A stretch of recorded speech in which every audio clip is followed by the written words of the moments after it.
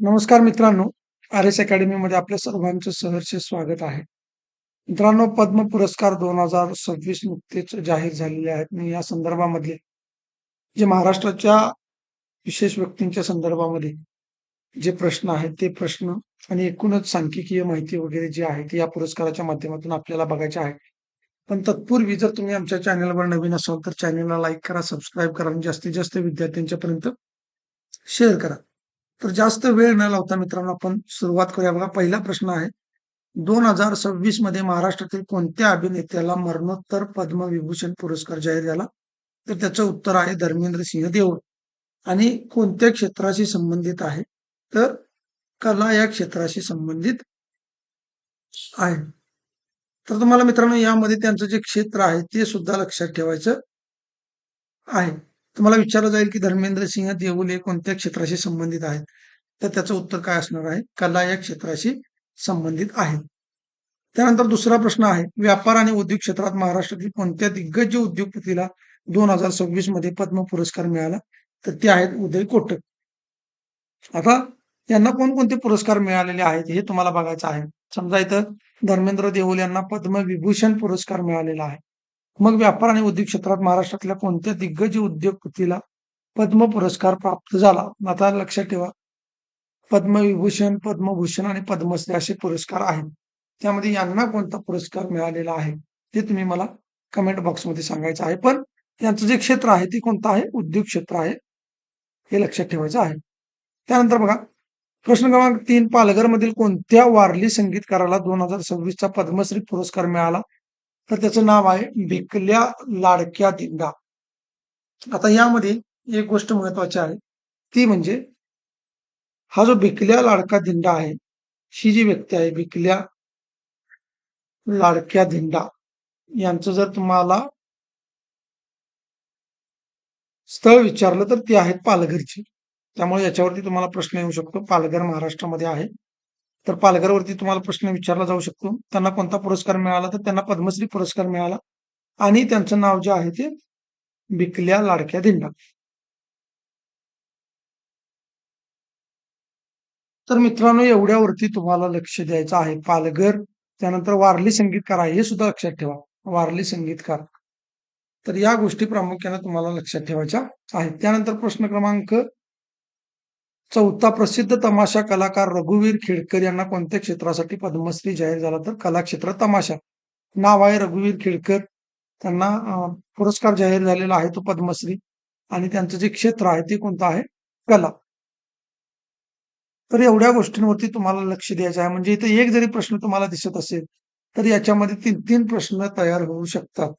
हे लक्षात ठेवायचं आहे. त्यानंतर बघा, पुढचा प्रश्न आहे प्रश्न क्रमांक 5, महाराष्ट्रातील कोणत्या समाजसेवकाला 2026 चा पद्मश्री पुरस्कार जाहीर झाला? तर श्रीरंग देवबा लाड. आता श्रीरंग देवबा लाड हे कोणत्या क्षेत्राशी संबंधित आहेत? तर समाजसेवक. ते समाजसेवक आहेत आणि त्यांना पुरस्कार जो जाहीर झालेला आहे तो पद्मश्री पुरस्कार जाहीर झालेला आहे. त्यानंतर बघा, भारतीय क्रिकेट संघाचा कर्णधार रोहित शर्मा याला 2025-26 मध्ये कोणता पद्म पुरस्कार जाहीर झाला? तर तो आहे पद्मश्री आणि त्याचं जे क्षेत्र आहे ते क्षेत्र आहे कोणतं? क्रीडा. क्रीडा या क्षेत्राशी संबंधित आहे. त्यामुळं लक्षात ठेवा, रोहित शर्मा पुरस्कार आहे पद्मश्री आणि क्षेत्र आहे क्रीडा. त्यानंतर बघा, 2026च्या पद्म पुरस्कारांच्या यादीत महाराष्ट्रातील एकूण किती व्यक्तींचा समावेश आहे? तर 15 व्यक्ती. अतिशय महत्वाचा प्रश्न आहे. जेवढे काही पुरस्कार मिळालेले आहेत त्यांची संख्या सुद्धा आपण पाहणार आहे. पण एकूण किती व्यक्तींना मिळालेला आहे? तर त्या 15 व्यक्तींना मिळालेला आहे आणि हे 15 व्यक्ती आणि त्यांचं जे क्षेत्र आहे ते क्षेत्र तुम्हाला माहित असणं आवश्यक आहे. त्यानंतर बघा, 2026 मध्ये महाराष्ट्रातून पद्मविभूषण मिळवणारी एकमेव व्यक्ती कोण? तर ते आहे धर्मेंद्र सिंह देओल आणि त्यांना जो पुरस्कार मिळालेला आहे तो पुरस्कार मरणोत्तर मिळालेला आहे, लक्षात ठेवा. आणि त्यामुळं ही एकमेव व्यक्ती आहे पद्मविभूषण मिळवणारी. तर हे तुम्हाला चांगल्या पद्धतीने लक्षात ठेवायचं आहे. यांचं नुकतंच निधन झालेलं आहे. त्या निधनाची तारीख वगैरे सगळं तुम्ही धर्मेंद्र यांच्यावरती बघून ठेवा. त्यानंतर बघा, प्रश्न क्रमांक 9, उदय कोटक यांना कोणत्या श्रेणीतील पद्म पुरस्कार प्राप्त झाला किंवा मिळाला? तर मगाशी आपण यांच्यावरती प्रश्न बघितलेला होता. तर त्यांना जो पुरस्कार मिळालेला आहे, तो म्हणजे पद्मभूषण हा पुरस्कार मिळालेला आहे आणि ते उद्योगपती आहेत. व्यापार आणि उद्योग या श्रेणीमध्ये त्यांना पद्मभूषण पुरस्कार मिळालेला आहे. त्यानंतर प्रश्न क्रमांक 10 आहे. भिकल्या लाडक्या धिंडा हे महाराष्ट्रातील कोणत्या जिल्ह्याचे रहिवासी आहे? आपण वरती बघितलेलं होतं. त्याचं उत्तर आहे पालघर. आता मित्रांनो, याचं जे सांख्यिकीय स्वरूप आहे, ते सांख्यिकीय स्वरूप आपल्याला प्रश्नोत्तराच्या माध्यमातून अभ्यासायचं आहे, की पद्म पुरस्कारामध्ये एकूण किती व्यक्तींना पुरस्कार मिळाला वगैरे, वगैरे या गोष्टी. त्यानंतर बघा, 11वा प्रश्न आहे. 2026 मध्ये एकूण किती पद्मविभूषण पुरस्कार देण्यात आले? तर ते देण्यात आलेले आहेत 5. त्यानंतर बघा प्रश्न क्रमांक 12वा. 2026 मध्ये एकूण किती पद्मभूषण पुरस्कार जाहीर झाले? तर ते जाहीर झालेले आहेत 13. आता ही संख्या लक्षात ठेवायची आहे बघा. पद्मविभूषण 5 आणि पद्मभूषण जे पुरस्कार आहेत, ते पुरस्कार एकूण 13 घोषित झालेले आहेत. 2026 मध्ये एकूण किती व्यक्तींना पद्मश्री पुरस्काराने सन्मानित करण्यात आले? तर ते आहे 113. 2026च्या पुरस्कारांमध्ये एकूण किती महिलांचा समावेश आहे? तर एकूण 19 महिलांना या ठिकाणी पद्म पुरस्कार मिळालेले आहेत. लक्षात ठेवा, 19 महिला या पद्म पुरस्कारामध्ये आहेत 2026च्या. यावर्षी किती व्यक्तींना मरणोत्तर पद्म पुरस्कार देण्यात आले? तर ते आहेत 16 व्यक्ती आणि या 16 व्यक्तीपैकी धर्मेंद्र सिंह देओल हे एक आहेत. त्यांना एक पुरस्कार मिळालेला आहे.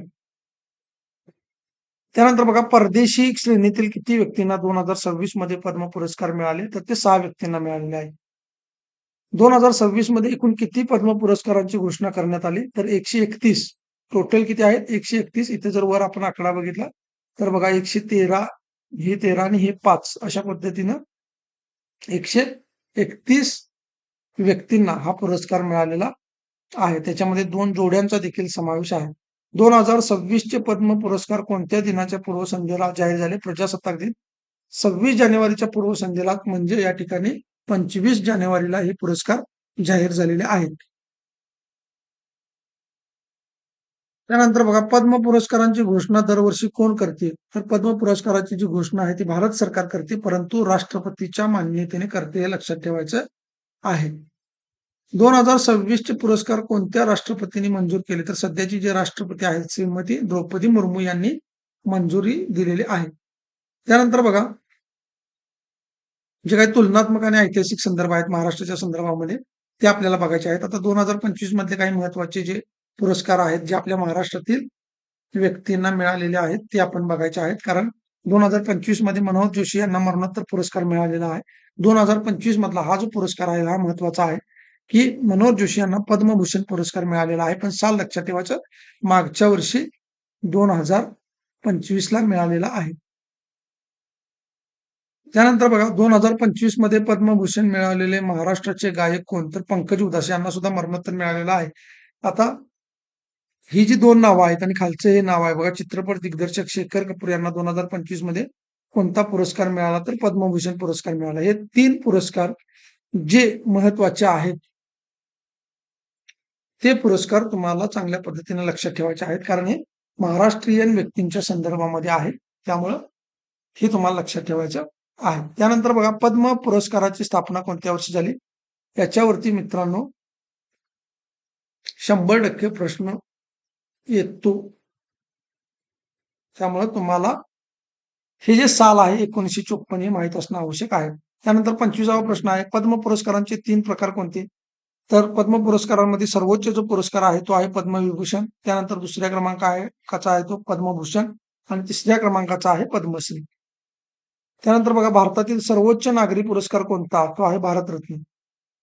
27वा प्रश्न आहे. दुसऱ्या क्रमांकाचा सर्वोच्च नागरी पुरस्कार कोणता? तर पद्मविभूषण. आता लक्षात ठेवा, हा जो भारतरत्न पुरस्कार आहे, हा सर्वोच्च नागरी पुरस्कार आहे. लक्षात ठेवा, सर्वोच्च नागरी पुरस्कार हा भारतरत्न आहे, परंतु पद्मविभूषण हा जो पुरस्कार आहे, हा जो पद्मविभूषण पुरस्कार आहे मित्रांनो, तर हा पद्मविभूषण पुरस्कार पद्म पुरस्कारामधला सर्वोच्च पुरस्कार आहे. परंतु दुसऱ्या क्रमांकाचा नागरी पुरस्कार म्हणून पद्मविभूषण, म्हणजे पद्म पुरस्कारांच्या श्रेणीतील पद्मविभूषण हा सर्वोच्च पुरस्कार आहे, परंतु नागरी पुरस्कारामध्ये पद्मविभूषण या ठिकाणी दुसऱ्या क्रमांकाला आहे. हे लक्षात ठेवायचं आहे. तिसऱ्या क्रमांकाचा सर्वोच्च नागरी पुरस्कार कोणता? तर तो आहे पद्मभूषण. आणि 4थ्या क्रमांकाचा सर्वोच्च नागरिक पुरस्कार आहे तो म्हणजे पद्मश्री. आता 1955 पूर्वी पद्म पुरस्कारांना काय म्हणले जात असेल तर पद्मविभूषण पहिला वर्ग, त्यानंतर दुसरा वर्ग आणि तिसरा वर्ग अशा पद्धतीने त्याला नावं होती.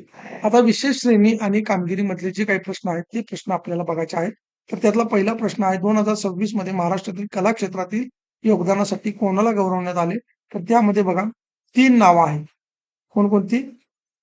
तर रघुवीर खेडकर, धर्मेंद्र आणि भिकल्या दांडा. तर बघा रघुवीर खेडकर तुम्हाला माहिती आहे तमाशाच्या संदर्भामध्ये, धर्मेंद्र जे आहेत ते चित्रपट क्षेत्राशी संबंधित आहेत आणि भिकल्या दांडा हे वारली संगीतसाठी प्रसिद्ध आहे. त्यानंतर बघा रोहित शर्मा महाराष्ट्र हा कोणत्या खेळाशी संबंधित आहे? तर क्रिकेटशी संबंधित आहे. त्यानंतर 33वा प्रश्न आहे 2026 मध्ये महाराष्ट्रातून व्यापार आणि उद्योग श्रेणीत कोणाला पुरस्कार मिळाला? तर उदय कोटक हे आपण वरती मगाशी बघितलेलं आहे.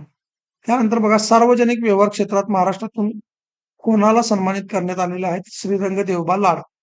पद्म पुरस्कार कोणाच्या हस्ते प्रदान केले जातात? उत्तर आहे भारताचे राष्ट्रपती.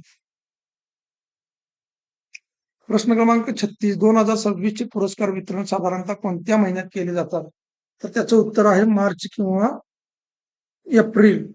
तर यामध्ये हे वितरित केले जातात, परंतु जाहीर कधी होतात? तर 26 जानेवारीच्या पूर्वसंध्येला म्हणजेच 25 जानेवारीला या ठिकाणी हे पुरस्कार जाहीर होतात. 2026 मध्ये पद्मश्री मिळवणारे ब्रिजलाल भट्ट कोणत्या राज्याचे आहेत? तर ते आहेत जम्मू आणि काश्मीर. डिओ केस म्हणजे काय? तर जेव्हा 2 व्यक्तींना संयुक्तपणे एकच पुरस्कार दिला जातो, तेव्हा त्याला काय म्हटलं जातं?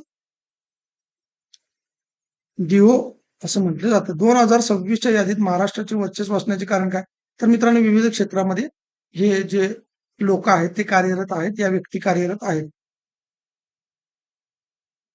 कला, क्रीडा आणि उद्योग क्षेत्रामध्ये आपल्या महाराष्ट्राने अतुलनीय